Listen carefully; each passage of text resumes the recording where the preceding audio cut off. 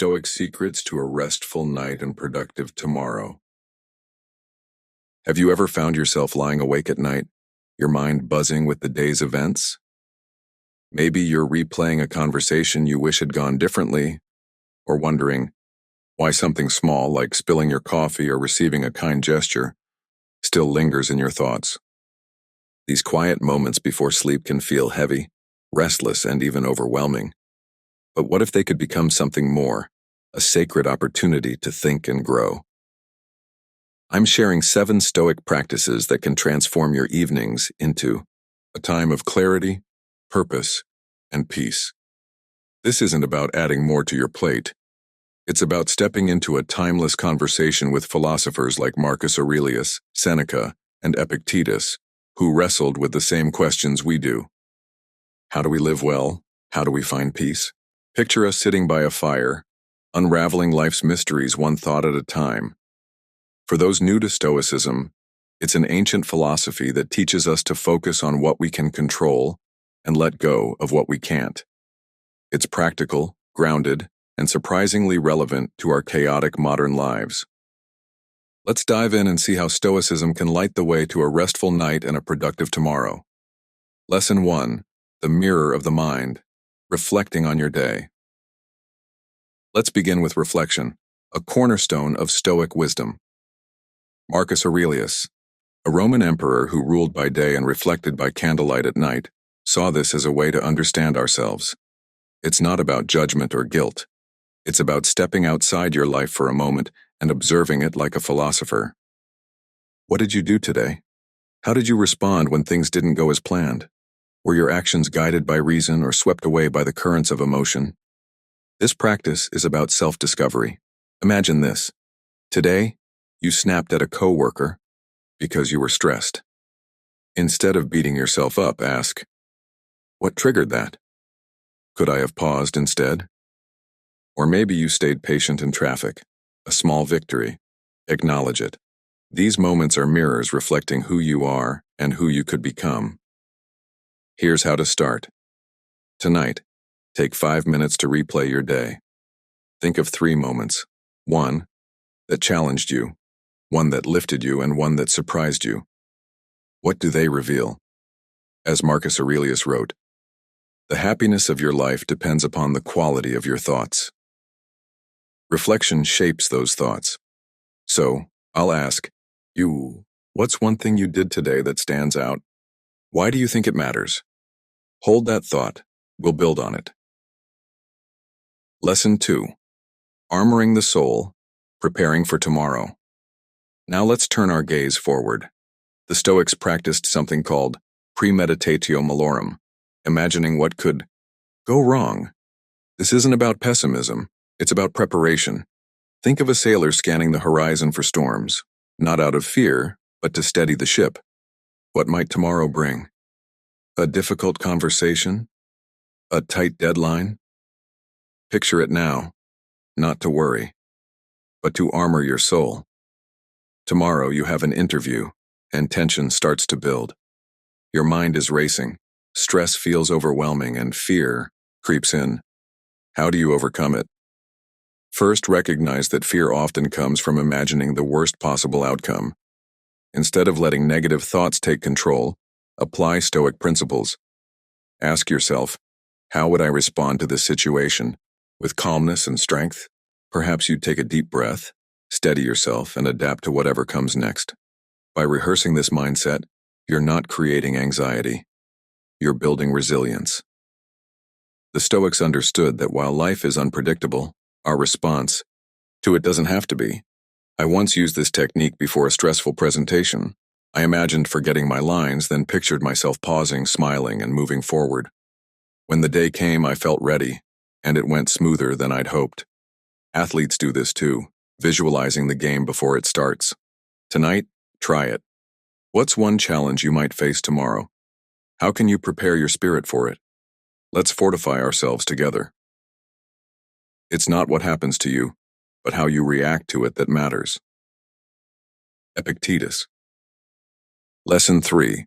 The Lens of Abundance. Finding Gratitude.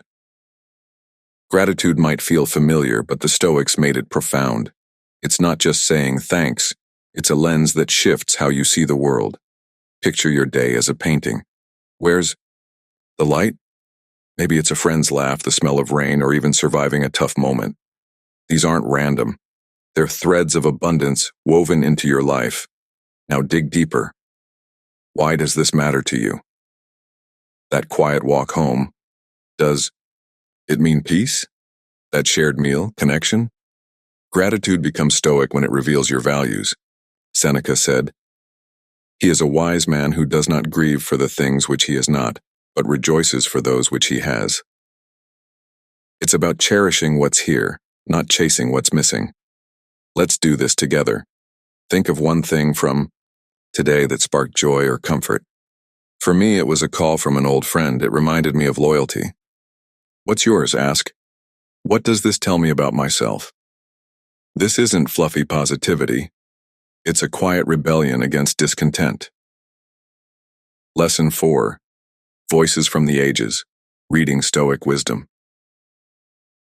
Imagine sitting with Marcus Aurelius or Epictetus tonight. These Stoics left us their words, raw, honest, and timeless. You don't need to tackle heavy tomes. One line can shift your perspective. Take this from Epictetus. There is only one way to happiness, and that is to cease worrying about things which are beyond the power of our will. Does that resonate? Reading Stoic wisdom before bed is like a mentor whispering guidance. It challenges you, calms you, and reminds you that your struggles aren't new. Start small. Grab a quote online or from an app. Tonight, try this one from Marcus. You have power over your mind, not outside events. Realize this, and you will find strength. How does it apply to you? Are you fretting over something you can't change? This practice invites their voices into your evening, grounding you in the wisdom that's weathered centuries. So, ask yourself, if I could borrow one piece of Stoic advice for tonight, what would it be? Let it linger as you drift off. Lesson 5. The quiet rebellion, disconnecting from the noise. Our world is loud, screens, notifications, endless chatter. The Stoics didn't face smartphones, but they prized silence as a path to self-mastery. Disconnecting isn't just practical, it's a rebellion against distraction, a reclaiming of your mind. Think of it as dimming the outside lights to see your inner world. Tonight, set your devices aside an hour before sleep. No scrolling, no noise, just you.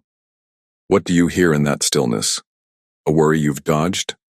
A hope you've buried? At first, it might feel strange. Your mind might itch. For a screen, that's okay. The Stoics taught us to master our attention, and this is how it begins. Try this. Replace the noise with something simple. Journaling, breathing, or just sitting. Notice how your thoughts settle. Ask, what might I notice if I gave myself silence?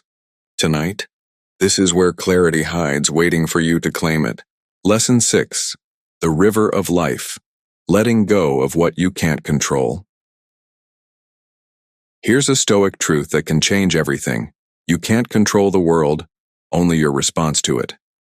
Picture life as a river. The current moves as it will. You can't stop it, but you can steer your boat. What's weighing on you right now? A delay you can't fix? Someone's words you can't undo?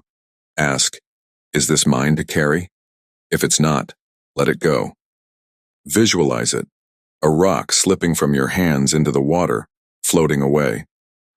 Feel the lightness when you focus only on what's yours, your actions, your attitude. I once obsessed over a work mistake I couldn't change. Then I pictured it as a leaf on that river, gone. Suddenly, I could breathe again. Marcus Aurelius said, "You have power over your mind, not outside events. Realize this and you will find strength." Tonight, try it. What can I let go of? How does releasing it feel? This is freedom, Stoic style. Lesson 7. Crafting tomorrow, setting intentions. As the day fades, ask, who do I want to be tomorrow? The Stoics saw life as a canvas for virtue, courage, kindness, wisdom. Your intention isn't a checklist, it's a compass guiding you toward your best self. Maybe you want to listen more, face fears head on, or simply be present. Set it now. Make it clear. Tomorrow I'll stay calm in chaos. Or, I'll show gratitude to one person. Let it glow in your mind as you drift to sleep, a quiet promise to live intentionally. The Stoics believed each day is a little life. What will tomorrow's story be? For me, it's patience. I'll pause before reacting. What's yours? Ask, what's one way I want to show up tomorrow? How will I make it real? This is your chance to craft a day worth living. These 7 practices aren't rules. They're invitations to live with purpose. Maybe tonight you'll reflect, let go, or sit with a Stoic quote. Start with one. See how it feels. Stoicism isn't about grand theories. It's about small, real moments that shape who you are. Seneca left us this gem. Each day is a little life. If today were your story, what would it say? If tomorrow is a fresh chapter, how will you write it? Start tonight. Make it yours. You don't have to master all 7 at once. Pick one and build from there. Thanks for joining me. If this resonates, hit subscribe for more Stoic wisdom. Sleep. Well, reflect deeply and I'll see you on the next journey.